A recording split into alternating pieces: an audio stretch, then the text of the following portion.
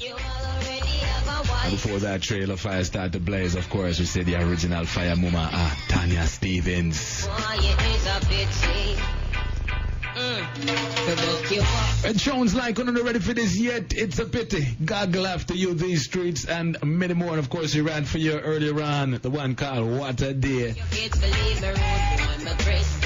Queen always blazing a hot fire trail in the musical fraternity. A Zion Train favorite here, Massive and Crew. We are pleased this afternoon to link with the island of Jamaica. And one of their sensational DJ, female DJ, we're linking up with Tanya Stephens this afternoon. Good afternoon to you, Empress. Good afternoon to you, Emperor. Hey, love that girl you said in the standard. I said it's straight. I mean, Empress and Emperor, King and Queen. It's gonna be a royal conversation. Hey, Princess, how you doing today? So far, so good. Yeah, man. Lovely. Where you hailing us from this afternoon? I'm in Oceres, actually. Hey! Big up all of my country people. My town, not to know. Oceres is one of my favorite places in Jamaica, may I tell you. Which part of Oceres up at CHRY FM studio? No, but they're nearby, though. You live in Ochi? Yes, I do. What? All of them years, yeah? I mean, never know. They say I'm 50. No, I'm 50, yeah. I don't really stay too far from my roots still. I come to St. Mary. I grow up between St. Mary and Ochi, and I live at Ochi, and I visit St. Mary very regular. Oh, beautiful, beautiful. I've come look for you one of them time and we're in Ochi. I'm not too hard to find. You find me walk barefoot on the road, look like a mad person. Oh, yes, sir. That's the kind of person that Tanya Stephens is, a down-to-earth person. Well, I don't have nowhere else to be but down to earth, because that's where I live. Well, I tell you, we were just giving the people a brief history of yourself. And I remember the first time, tell us a little bit about yourself. When did you come into this industry and so forth? Well, it's been a while, honestly. I've been around since 1990. I put up my first album in 93.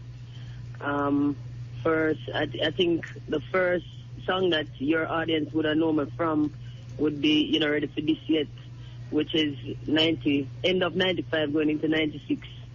And it just been a whirlwind since then, and I have a lot to be grateful for, because I've enjoyed a career that spans some 20 years, and people seem to like my stuff, and I'm very grateful for it, because I know they don't have to.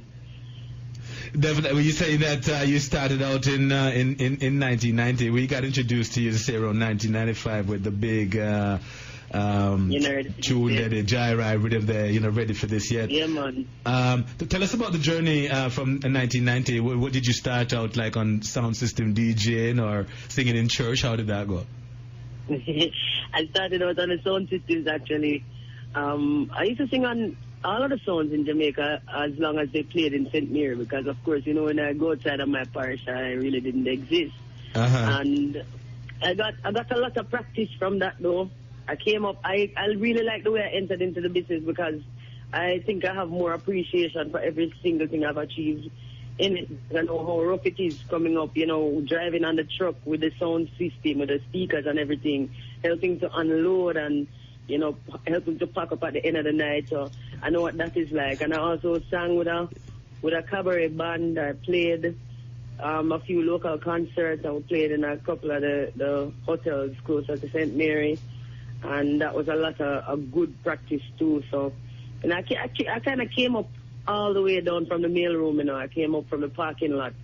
So, and you say you started out DJing on these sound systems and actually traveling with these sound systems. I'm familiar with that. I used to own a liquor sound in the days and thing, you know. It's just strange. You as a female and, you know, traveling on a truck with, you know, a Porsche to man and them thing there, you know. How did that go? No, I was actually one of the guys.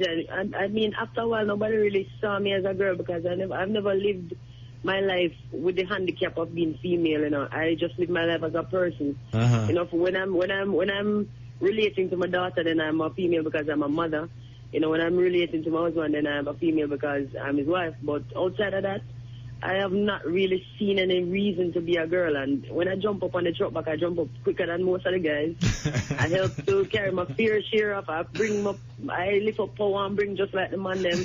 You know, I mean, if I want to be under something and I want it to string up and I want it to play, I have to do my part and help, and that's what it was. So and that too, work out. That kind of, you know, toughness kind of transcends out into your music, and I think that's one of the reasons why we fell in love with you, you know, when you came out with tunes like You're Not Ready For This Yet. Just, you know, a difference, you know, a hardcore female coming out and just speaking the thing, just spitting the lyrics just straight in the face of, you know, whoever it was affecting, and we just love that toughness about you still, you know. And I was saying to the audience 2 weeks ago, I remember the first time you came to Toronto, and I had the privilege of emceeing the show that you were on, and I remember, you know, we were playing your music all the time, and you were a big name at that time, and you know, I remember going backstage and meeting you and you know, seeing this petite, short, young-looking girl at the time, and I was saying, like, you know, go get your mommy, you know, where's Tanya, you know, you know, you actually look like her daughter, and then they said, nah, but not me, and, you know, it was just overwhelming, you know, to see, you know, such a small person, but this power, you know, that you command, you know what I mean?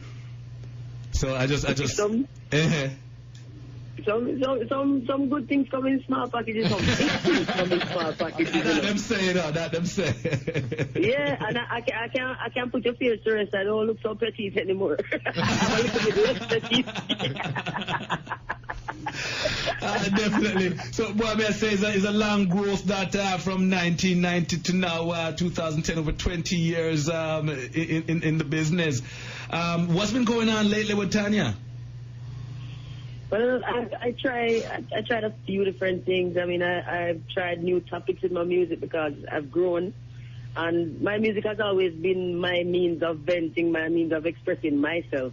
So it's never been somebody else's opinion that I've ever sung. It's always been mine. And, you know, when my opinion broadens and my experience grow and my wisdom, my hope set grow, you know, it has to come out in my music. And, you know, I've been doing that, as well as I've been raising my daughter.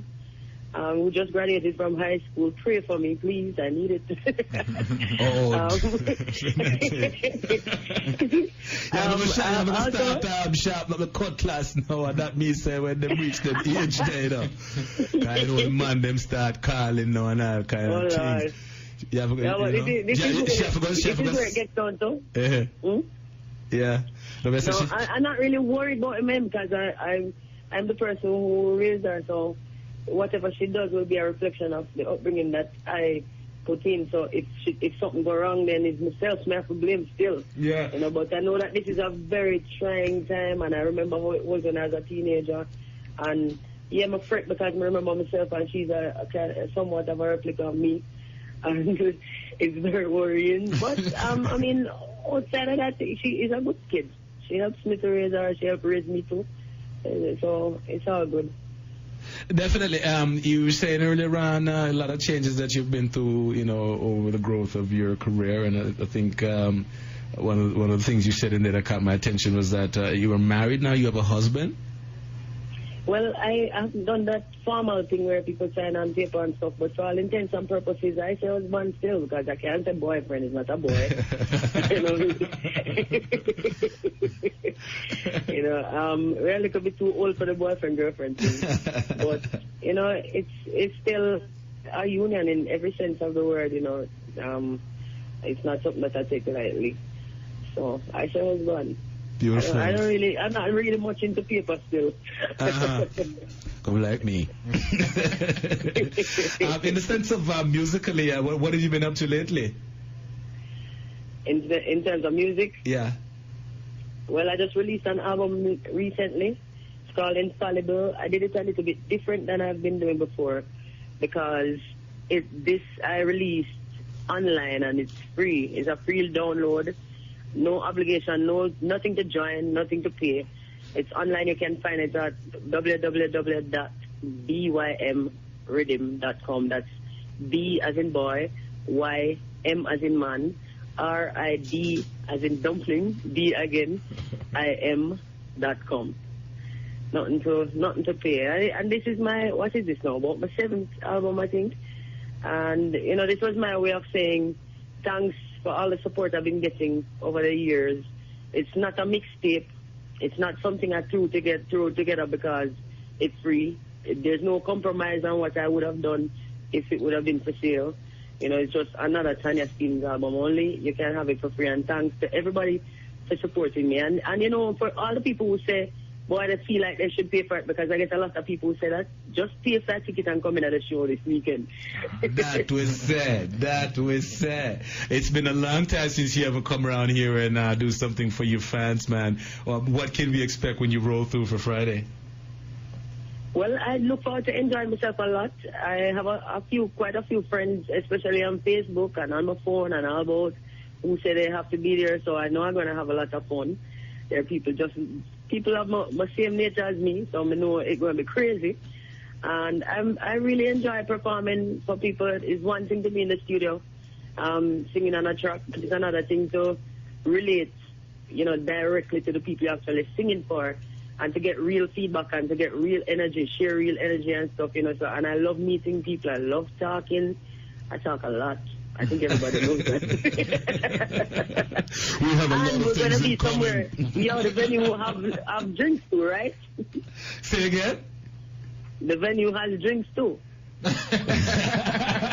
Most definitely. So I love talking over drinks, I love food, and all these things are a good combination. I'm going to enjoy the hell out of myself.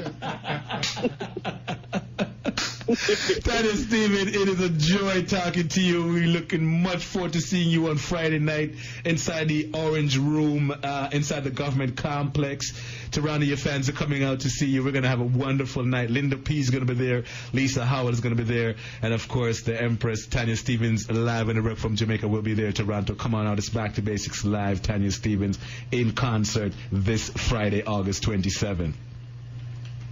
Yeah, man. Big up Brownsville Entertainment. Every time. Any final words for the fans listening to this interview right now, Tanya? No, it always has to be thanks. Thanks a lot. I know that sometimes we get caught up in our bio, we read all of the publicity stuff that gets sent out and we start to believe it.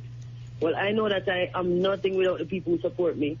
I am nothing unless they support me, and I have to say thanks for that, because people have many choices, especially in these times when finances are so tight, like wound really tight. I understand that people have a lot of things they could be doing with their money, and that they come out and they hang out with us, or they buy a record or buy merchandise. Anything they do is something that we have to be grateful for. So I say thanks on behalf of all of the artists who never tell you thanks before.